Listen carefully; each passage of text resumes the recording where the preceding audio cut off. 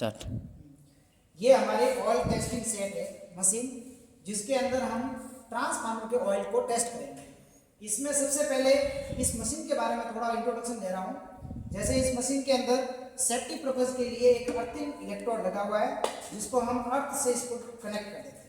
इसके पड़ोस में एक लगा हुआ है फ्यूज, जिस फ्यूज की सहायता से हम इसके इंटरनल सप्लाई के अंदर कोई रुकावट नहीं हो उसको हम ये चेक करते हैं। इसके पड़ोस में लगा हुआ है HT ऑन, एक HT ऑफ, यानी मीनिंग ये हुआ हाई टेंशन का अपने अंदर लगा हुआ ट्रांसफार्मर है, उसको चालू करते हैं और बंद करने के लिए पर्पस है। इस पूरे किट को चालू और बंद करने का एक टॉगल स्विच लगा हुआ है। साथ में हमारे 3 इंडिकेटर लगे हुए, मेंस ऑन का, वेरिएक मिनिमम का और HT ऑन का। साथ में एक वेरिएक लगा हुआ है जो हमारे 0 वोल्ट से लगा करके 260 वोल्ट तक की वेरी करता है, क्योंकि इसको इनपुट के रूप में हम सप्लाई कितनी देते हैं, 230 वोल्ट सिंगल फेज, और बदले में ये हमको कितनी देता है, लगभग 60 किलो वोल्ट। अब हम बात करते हैं इसके अंदर लगा हुआ टब।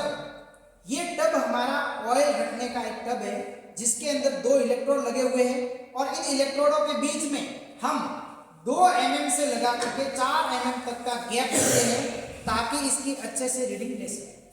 और इसके अंदर ऑयल फिल करने का पूरा तरीका ये होता है कि इस इलेक्ट्रोड को पूर्ण रूप से भर सकते हैं अंदर यहाँ तक। उसके बाद इसके ऊपर की कैप लगाते हैं, और कैप लगाने के बाद हम इसको इसके अंदर लगे हुए बुशिंग के ऊपर इसको सेट करते हैं।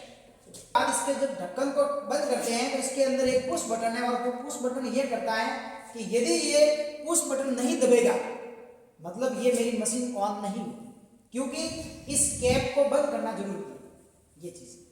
अब हम सप्लाई को ऑन करते हैं।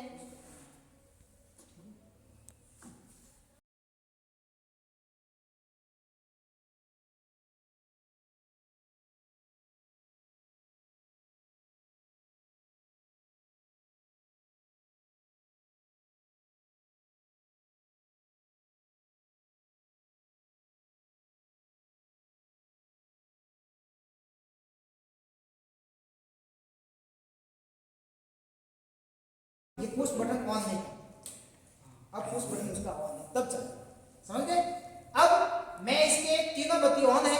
अब मैं इसकी रीडिंग को वेरी करते हुए इसको ये चेक कर रहा हूं कि इसके ऑयल की स्ट्रेंथ कितनी है। तो ये ज्ञात करते करते मैं इसके वेरी कर रहा हूं।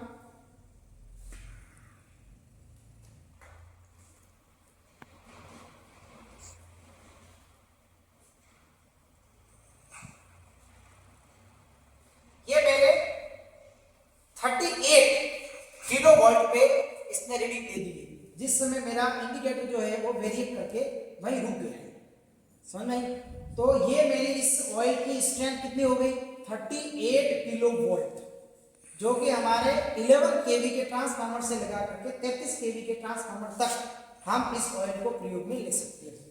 ओके।